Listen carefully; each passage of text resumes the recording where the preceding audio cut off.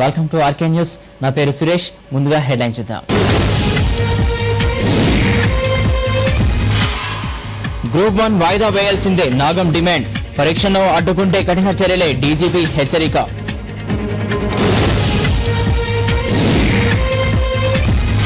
గాంధీ భవన్ లో వర్గ పోరు.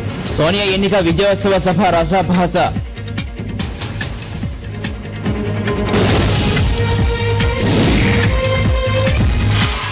నాలుగోసారి ఏఐసీసీ పగ్గాలు చేపట్టిన సోనియా గాంధీ ఏకగ్రీవ ఎన్నిక కావడం పట్ల కాంగ్రెస్ శ్రేణులకు మేడం కృతజ్ఞతలు.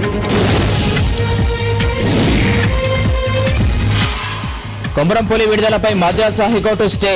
చెక్ బౌన్స్ కావడంతో నిర్మాతపై ప్రొడక్షన్ సంస్థ కేసు.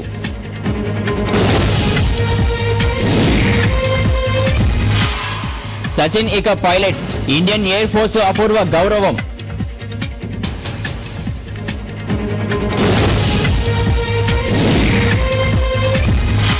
జగన్ ఓదార్పు యాత్రలో విషాదం. గిద్దలూరులో కరెంట్ షాక్. ఒకరి మృతి, ఇద్దరికి సీరియస్. ఇప్పుడు వార్తలకు వెళ్తే గ్రూప్ 1 పరీక్షలకు ఎలాంటి ఆటంకం కలిగించరాదని లోక్సత్తా పార్టీ అధికార ప్రతినిధి కటారి శ్రీనివాస్ తెలిపారు. పరీక్ష నిర్వహణపై తుది నిర్ణయం తీసుకోవాల్సింది ఏపీపీఎస్సీనని స్పష్టం చేశారు. పరీక్షల నిర్వహణలో గందరగోళం తలెత్తేయడంతో 2 లక్షల మంది విద్యార్థుల భవిష్యత్తు అంధకారంలో పడే అవకాశం ఉందన్నారు. సమస్య పరిష్కారం రాజ్యాంగబద్ధంగా జరగాలని కటారి పేర్కొన్నారు.